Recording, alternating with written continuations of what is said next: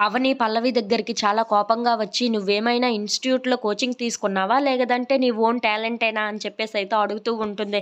ఆ మాటలు వినగానే అక్కడ ఉన్న పల్లవి అయితే ఒక్కసారిగా షాక్ అయిపోయి, "ఏంటక్కా నువ్వేం మాట్లాడుతున్నావో నాకు అర్థం కావటం లేదు" అని చెప్పేసైతే అంటూ ఉంటుంది. ఆ మాటలు వినగానే అక్కడ ఉన్న అవని అయితే, "నీకు అర్థం కాలేదా? అర్థమయ్యేటట్లు చెప్తాను వినైతే. నీకు శ్రీకర్‌కి పెళ్లి కాలేదని చెప్పి, శ్రీకర్‌కి పెళ్లి కాకుండా చేద్దామని నువ్వు ఇదంతా ప్లాన్ చేశావు కదా!" అని చెప్పేసైతే అంటూ ఉంటుంది.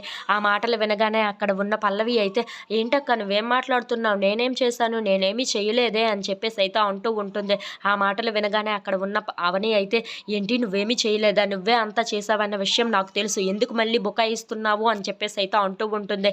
ఆ మాటలు వినగానే అక్కడ ఉన్న పల్లవి అయితే ఒక్కసారిగా షాక్ అయిపోయి అక్కడ ఉన్న అవనిని అయితే చూస్తూ ఉండిపోతుంది. ఇంతలో అక్కడ ఉన్న అవనికైతే చాలా కోపం వచ్చేసి అక్కడ ఉన్న పల్లవిని అయితే చాలా గట్టిగా చెంప మీద కొడుతూ ఉంటుంది. అది చూడగానే అక్కడ ఉన్న పల్లవి అయితే ఒక్కసారిగా షాక్ అయిపోతూ ఉంటుంది. ఇంతలో వాళ్ళ మామయ్య అటువైపుగా వస్తూ ఉంటాడు. అది చూసి ఒక్కసారిగా షాక్ అయిపోతూ ఉంటాడు. "అవని నువ్వేం చేస్తున్నావు?" అని చెప్పేసైతే అవనిని గట్టిగా తిడుతూ ఉంటాడు. "పల్లవిని కొడతావా? పల్లవిని కొట్టడానికి నీకు ఎంత ధైర్యం?" అని చెప్పేసైతే అవనిని తిడుతూ ఉంటాడు. ఆ మాటలు వినగానే అక్కడ ఉన్న అవని అయితే ఒక్కసారిగా షాక్ అయిపోతూ ఉంటుంది. ఏంటి మావయ్య మొత్తం వినేసారా? ఏం జరుగుతుందో ఏమో అని చెప్పేసైతే చాలా భయపడిపోతూ ఉంటుంది. ఇంతలో అక్కడ ఉన్న అవని అయితే అలా భయపడిపోవడం చూసి అక్కడ ఉన్న పల్లవి అయితే చాలా బాధపడుకుంటూ వాళ్ళ మావయ్య దగ్గరికి వచ్చి, "ఏంటి మావయ్య ఇదంతా?" అని చెప్పేసైతే అంటూ ఉంటుంది. ఇంతలో ఇంట్లో ఉన్న వాళ్ళందరూ అయితే ఆ గోలకి బయటకి వచ్చేసి, "నువ్వు పల్లవికి సారీ చెప్పు అవని" అని చెప్పేసైతే వాళ్ళ మావయ్య అంటూ ఉంటాడు. If you like this video please